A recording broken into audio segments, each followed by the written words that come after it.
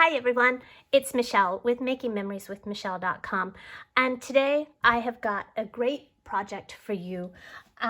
We're going to make this very cute box. I made these on my Facebook Live today, and I thought I would share the project with you.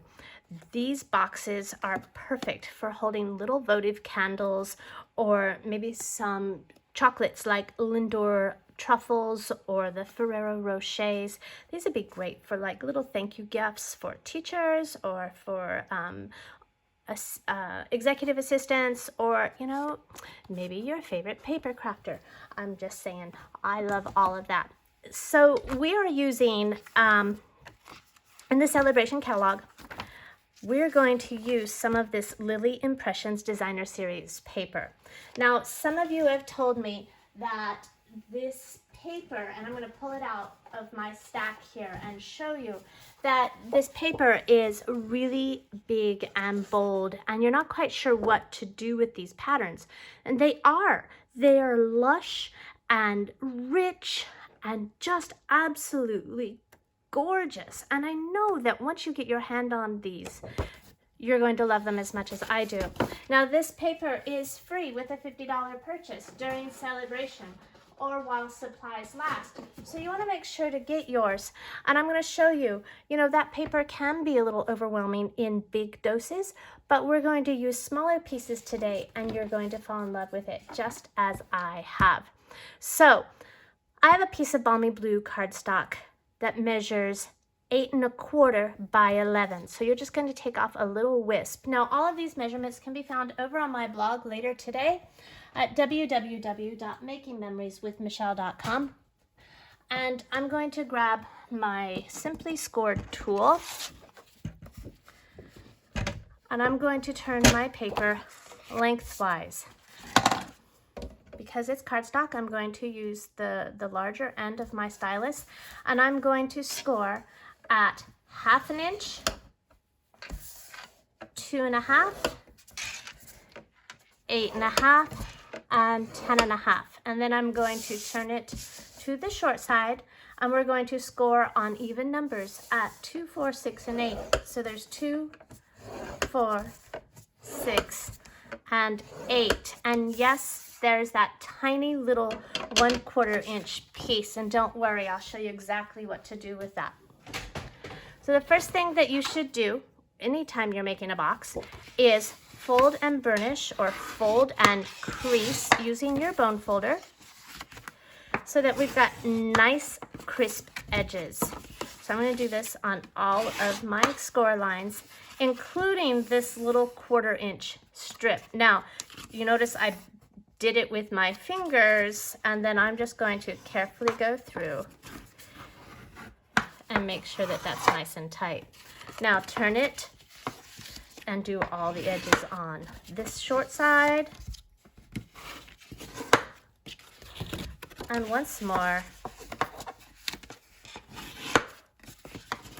Whoops. On that side. Okay. So I made a little template for us because this is not complicated, but sometimes it helps to have a visual. Now, don't laugh, okay? I never said I was an artist. I can't draw. But what I did was I went through and I made this template for us so that we know where we're going to cut. And you can follow along with me, but sometimes we need a visual. So this is that 1/4 inch strip.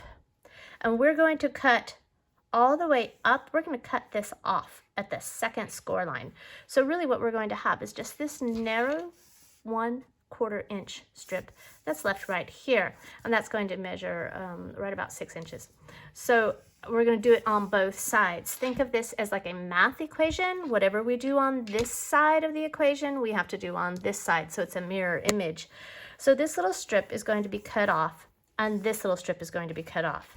Then we're going to cut up all of our panels, 1, 2, 3, and 4. And then we're going to count 1, 2, 3 is removed completely, and 4. On 2 and 4, we're going to cut past the first score line about 1/4 inch. Then finally, on this edge, we're going to just trim a tiny little bit off that. And then we're going to flip it over And we're going to use this that we've just cut as our mirror, and we're going to do the exact same thing. Are you ready? All right. So the very first thing I'm going to do is cut off this narrow strip, and I'm going to go down just slightly past that first score line and cut it off. Okay? Then cut up our score lines. 2, 3, and 4. Now remember I said the third panel we're going to cut off completely. So cut that off just under the bump. Straight across. Hold on to that. We're going to use it, okay? Don't lose that. And then, so this is 1, 2, 3 is gone, and 4, we're going to come just slightly past that fourth panel and trim that. And do the same thing over here. Now, remember on this fourth one, we're just going to cut a slight sliver off that. We just want it to fold nicely when we close our box. Now, flip it over and do the same thing. Now, I'm going to flip it so we can see. So here's that second, or that little rectangle strip. Cut up 1,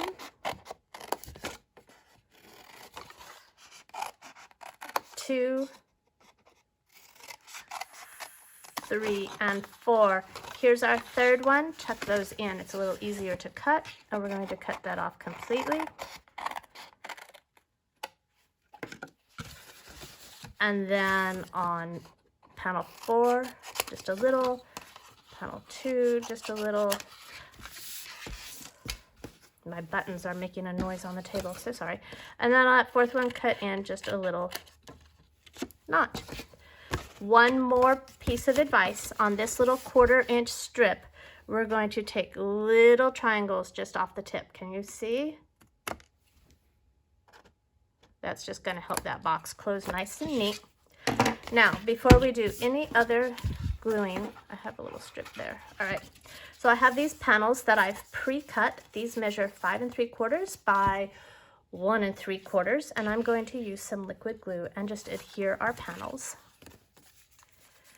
And again, I used darker paper this morning when I was doing this. I used black and rich raspberry.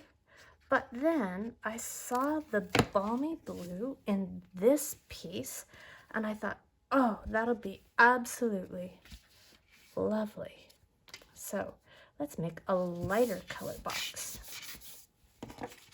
So pretty. There are so many colors in this paper. You absolutely can't go wrong. So we've got purples and pinks and blues and greens and yellow. And truly, I'm sure that you can find some Stampin' Up! Cardstock in your stash that will already go. And if not, let me know. I know how to help you find some. All right, just get those panels down. One more. That's the beauty of Stampin' Up! You know, everything coordinates. It's not like you have to go to some big box store and guess. Oh, that was the worst before I met Stampin' Up! Because I'd go to these big box stores and I'd go, oh, I love that paper, and I'd come home and I'd have absolutely nothing to go with it. And now I look at Stampin' Up! Stuff and I go, oh, I love that paper, and I know that I've got ink and cardstock that's already there. Okay, now we've got our panels glued down. I would like you to take some of your liquid glue, or you can use tear and tape, but for the sake of expediency today, we're going to use some liquid glue. This is a good adhesive to hold this box closed. And fold that on that first crease, fold it over, and then just simply fold, and it will line up perfectly every time. Don't pick it up, because that's when it gets wonky. Trust me, that's the voice of experience talking right there. All right. perfect. So now these edges are going to, whoops, fold in. Oh, shoot. You know what I forgot? To make sure that that closes. Oh, we should have done this. But look, it folds flat, so you're okay. All right. So on these that we still have the little tab, we're going to take our little trio punch and just round those corners. This is going to make that box close nice and, well, nice. It's going to make it close nice is what it is.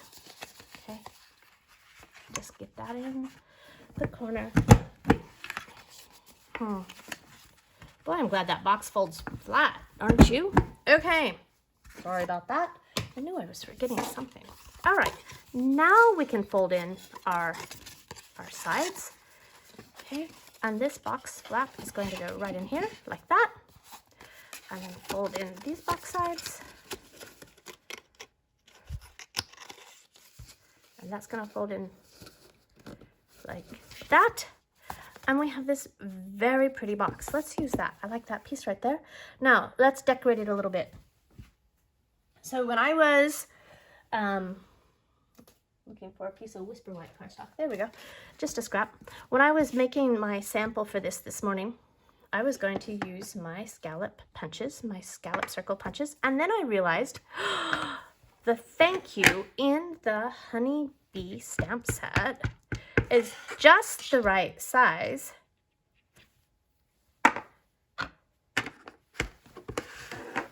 to, you know what? Let's make that a little prettier, shall we? Look, I've already used this.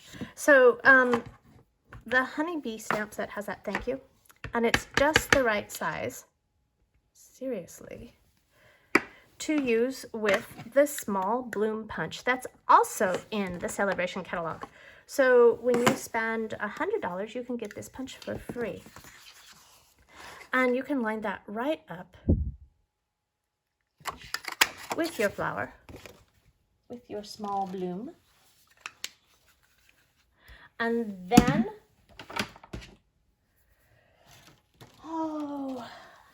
remember I said don't throw that scrap away? I have my 1 1/8 inch scallop circle punch, and we're going to punch that. And then I also have my 1 3/8 inch circle punch, and let's do that in the rich raspberry scrap that I had from earlier. So now I have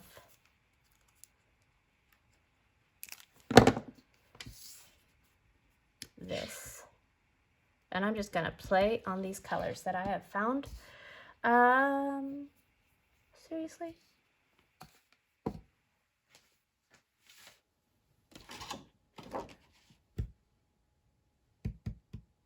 Yes. I put it away before I punched it. Did I? No. Well, I don't know where that flower went. So we're going to take this one and we're going to punch it again.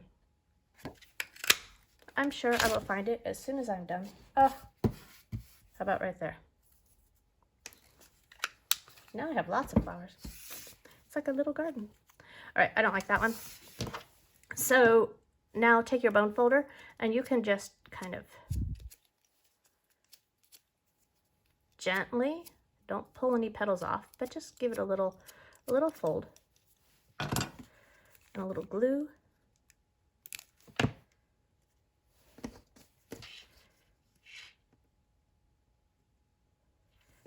This will make the cutest thank you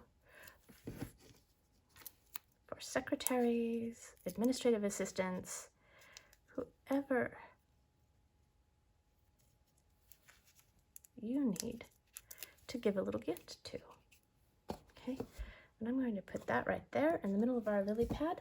And then I'm going to take my Whisper White crinkled seam binding ribbon that's in the 2020 January to June mini catalog.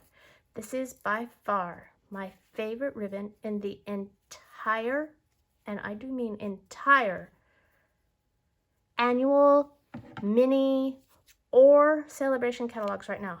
It is so soft. It ties the best bows. It lays flat. It's already crinkled, so if it, you know, you don't have to worry that it's ruined.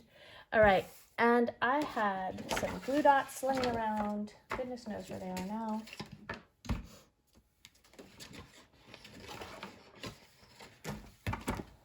Oh, quite honestly,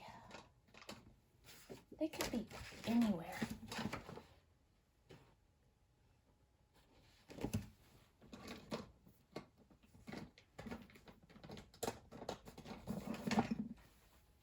So let's look through my adhesive pack. Sometimes I have an extra bit here. I even have snacks. You should always have snacks on your craft table because you just never know how long you're going to be crafting.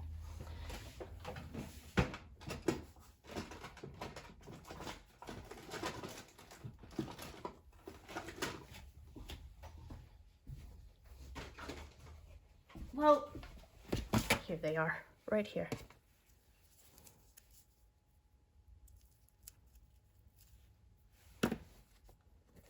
And we're just going to finish that and tuck that behind. Okay, sweet, simple, easy to do, and all using that free lily pad paper in the Sale-a-Bration catalog. Thanks for watching me. Again, all measurements can be found out on my blog at www.makingmemorieswithmichelle.com. Bye!